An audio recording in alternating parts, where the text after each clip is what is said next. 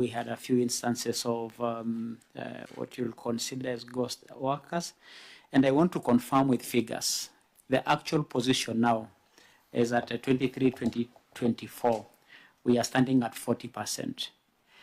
I am sure the continued implementation of the recommendations by the audit committee on the actions that they made as administrative action that the county management need to take, that in the subsequent reporting, and I wish to go to records on this, that these percentages will continue to come down.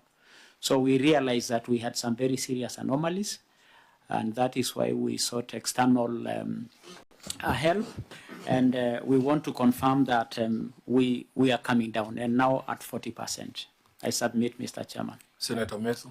Honorable Chair, if what the governor has said is actually the true position of Kajiado, because I would get more comforted if it was coming from the Auditor General, then I would want to admit that that would be the best county that I have dealt with since I became a member of this committee. I have not seen a county that has moved with 7% in my life here as a member of this committee. So if that is the case, then it is very impressive.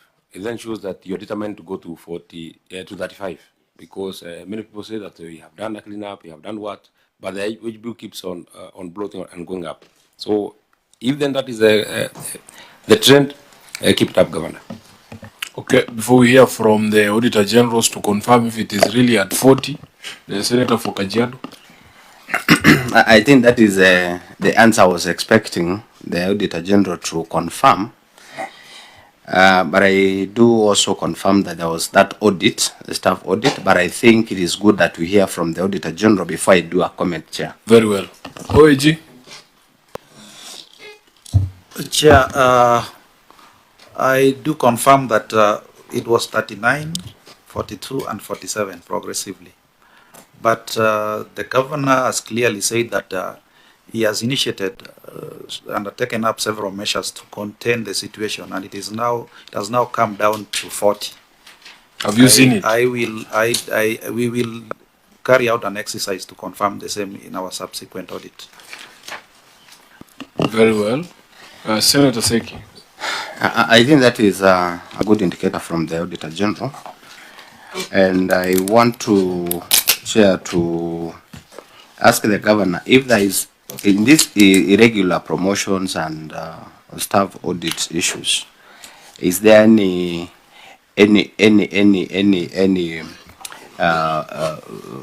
action that you've taken to the officers probably who have take the county to take all this money irregularly, and discipline issues that has been incurred to this?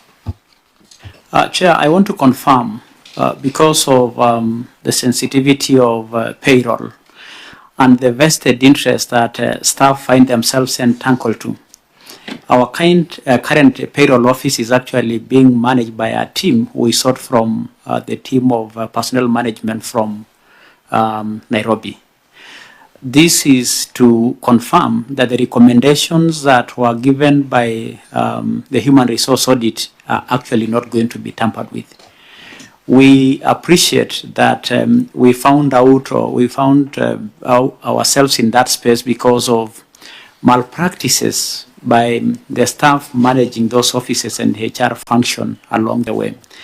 And therefore, the fact that we even got an external team to be managing our payroll now to make sure that the implementations and recommendations of the HR audit are fully implemented is a commitment that we will not go back on the course we are in. We have also, Mr. Chairman, just to reinforce, noted that Kajiado is currently performing below par with its own revenue collections. When the revenues go up, because these are ratios, you will actually note that the ratio of the HR factor will also come down. So that, among many initiatives that as a county government we are undertaking and we are taking to make sure that we will not go back there. Once the DPM, the Director of Personnel Management, confirmed to us the malpractices in the payroll of introducing people to the payroll who are not supposed to be there and giving irregular promotions, it is then when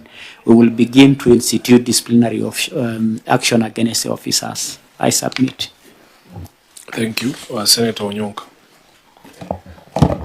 Governor, I only have a small question I wanted to ask, and that's why the question on whether you had come with your team from HR, and particularly the Public Service Board, because the question I'm asking is, in these audits that you're doing, and this is what we are finding in many of our counties, the only way you can verify and confirm the total number of people you have and where they work, and most probably even the departments they hold, is if you're going biometric. Have you managed to do that? Because I realize doing the audit doesn't mean anything if you don't have ring fencing of this total population, which then helps you to either budget for or make decisions on. Absolutely. I confirm, Mr. Chairman, that for the human resource audit team to verify the authenticity of the staff in the payroll could only be done through biometrics. And therefore, I confirm, yes, it was done through biometrics. And that is why we are able to weed out many people who did not present themselves for the biometric. So I confirm we did use biometrics. Thank you. Chair. Yes, Senator Mario. To follow-up question on that, total number of the current staff you have, the numbers in Kajiado. I'm hearing, Chairman, from my team that it's about 4,000. And this actually confirmed then that we should have had with our CC public service or HR for that matter. But the figures were about 4,000. I can remember some cleaner figures. About more than 50 staff were found or did not appear for the HR audit, which we can consider to be ghost workers. And close to 100 were irregularly promoted. And therefore, while we may not give an exact precise figure of the actual position, it keeps coming down. We have also had an interesting situation of a good number of people retiring in the public service. And therefore, it's roughly 4,000 staff. Thank you, Governor.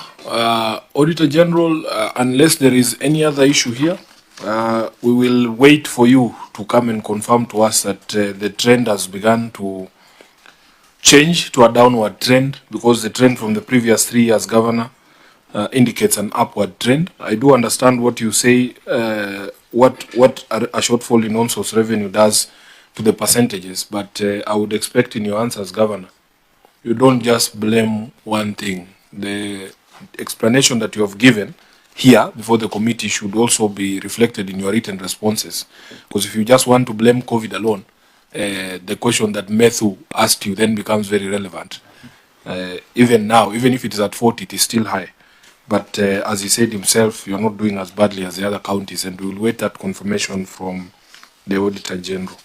Now, members, let's make some progress. The 4th issue was Senator Mtata. Sorry, I didn't see your question. Sorry, I wanted to ask His Excellency, what improvement has he made in his own source revenue collections to underscore, to justify his statement? Has there been any improvement notable that is a trend towards securing that?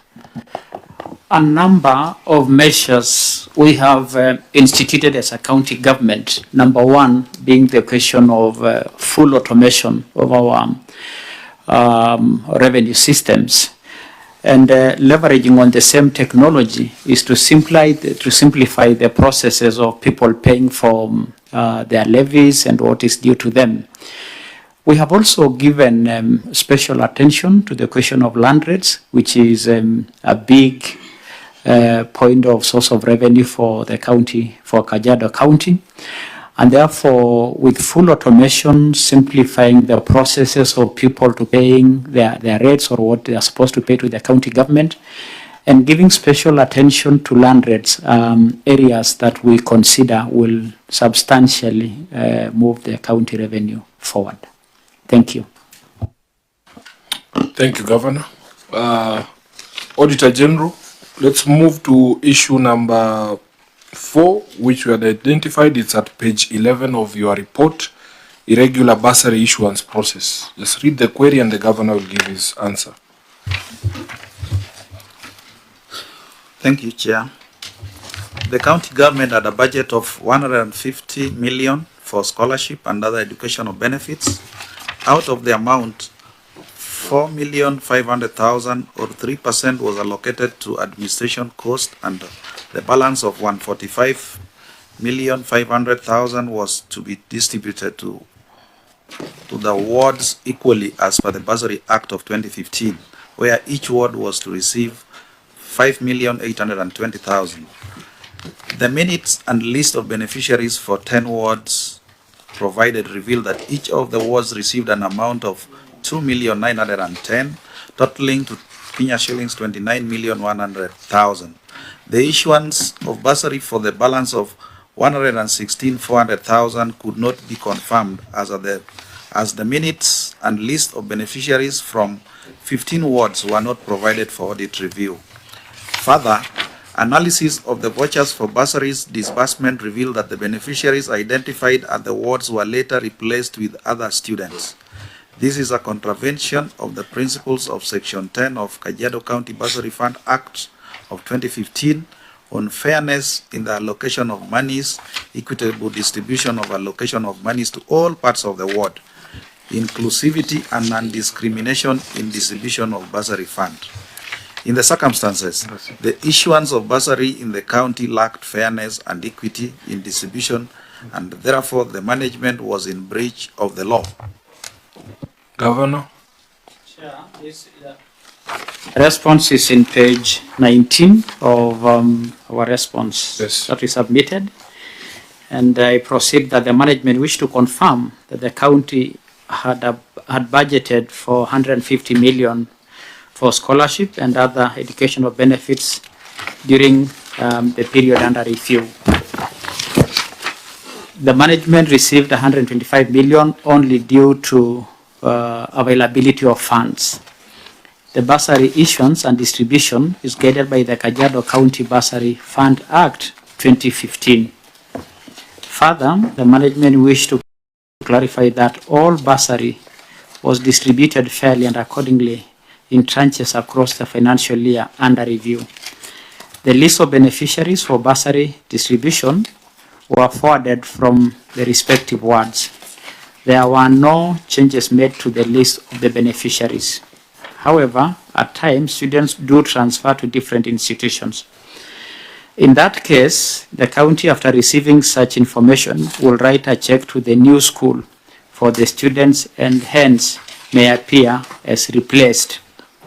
I attach here with Mr. Chairman, find the list of beneficiaries for the bursary distribution during the period under review for the year for ease of your reference and perusal.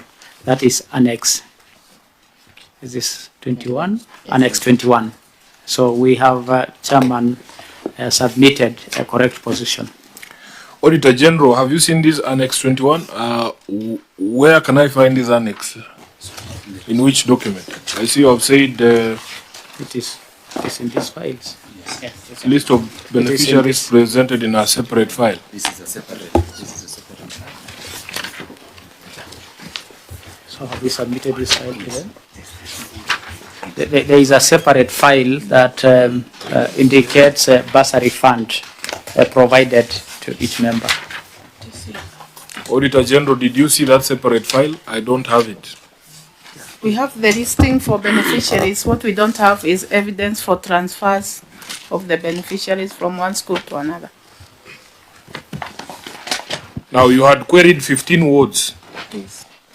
The list of beneficiaries for 15 wards were not provided. Do you have them now? They are there. Okay. And the replacements is explanation from the governor making sense. In our view, it does. It makes sense. Yeah. How many of those students were affected? The only issue here is support documents to confirm his assertion. No, you are the one making the accusation that the beneficiaries were changed and replaced with other students. They are saying that the students did not change, the institutions changed. Does that make sense? Chairman, We have not been given documents to confirm that position. So unless that is done. Had you isolated the incidents of replacement? Yes, we had. Okay, you can tell us how many there were, so that we have a rough idea. If the governor is saying it's transfers, it can't be transfer of 10,000 students. Yeah. So how many were affected? How many incidents such as those were there? I think that one we need time to scrutinize the documents again.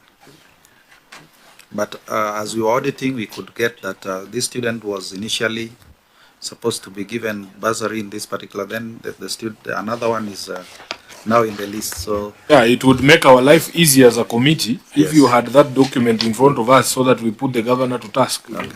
Senator Onyonka. OAG. Yes. You are confusing me, because when I listen to you, I see you struggling with whether you want to say, let's leave this alone, or let's leave it as a work in progress. What are you comfortable with? What we are comfortable is we treat it as something we keep in view, KIV, for the next cycle. We could go through their documents again and just confirm that indeed his position is true. And then we can report back to the committee. Thank you, Chair. I would like to also ask AOG to, when you make the next one, I would want you to also come with evidence that actually the money was being transmitted by the county governor's office and it was being paid to where it was meant to be. Thank you. Maybe, Chair. Yes, Senator Lenku. My issue here is the issue where the Auditor General has raised on the fairness, lack of fairness. Yes. That's a very key word which we really need to know. Where is this fairness coming from? So, because I can see the list has been provided, yes, but how do you indicate the issue of fairness there? Yeah, Auditor General, this issue of bursaries is a very, very sensitive issue in the counties. So when you make an accusation that the county has replaced beneficiaries from certain wards, or that there was no fairness, the way Senator Lenku is bringing to your attention, you need to show us what the basis for that accusation was. Agreed, Chairman. So you don't have that before you today? What is there, as at the time we were auditing, yes, we could see that the students who were in the original list were replaced. At that point, we invoked the issue of fairness, because if you replace one student with the other, maybe you disadvantage the other student. Agreed, but in the absence of a list for us to be able to see, yes, what percentage would you say were affected in those replacements? I know you don't have the actual data. At this juncture, I can't commit, but I can say that. So you have gravely put us in a position where we cannot prosecute, yes, prosecute that particular issue. Absolutely, we will. Senator Lenku, Seki. Yeah, I think that you're right. I'm Lenku Seki. Oh, yes. So I think it's good that you admit that and provide that list so that we get to understand the percentages, because it's something that will interest us to know who are these people affected and why, so that we're able to put the county into task on that. So if the governor is saying there were no changes made to the list of beneficiaries and the auditor is saying there were, then, you know, we get very confused as to who is telling the truth. But auditor, we will want that you work on that, so that the next time we have a conversation with Kajiado, we can be able to give those specifics that would elicit the correct answer from the governor. We are well guided, Chair. Yes. So I suggest we move from that issue, because of that handicap, and tackle our fifth issue that we had identified as still outstanding. Governor, we are going to move to page 12 of the Auditor General's report. On paragraph 8, stalled project construction of outpatient department at Emotoroki Dispensary. Auditor General, read your finding, and the Governor will respond. The county advertised tender number CGK stroke SEM stroke award stroke DEV stroke HS 003 stroke 2020-2021 for the construction of phase 1 of outpatient department at Emotoroki Dispensary. The contract was awarded on 30th April